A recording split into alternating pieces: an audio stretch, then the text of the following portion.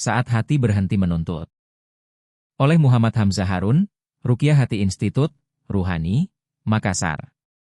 Banyak kegelisahan lahir. Bukan karena hidup terlalu berat, tetapi karena hati terlalu banyak menuntut. Menuntut agar keadaan segera berubah. Menuntut agar orang lain mengerti.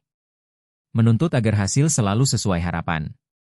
Padahal, tidak semua yang kita inginkan perlu segera dikabulkan. Ada yang memang harus dilewati.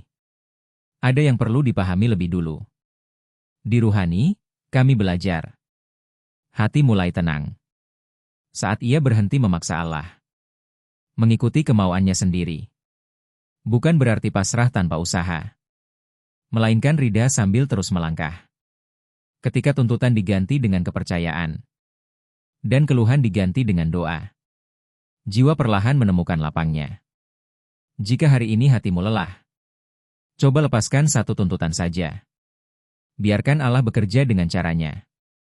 Karena hati yang percaya tidak pernah benar-benar kehilangan arah. Makassar, Kamis, 5 Februari 2026.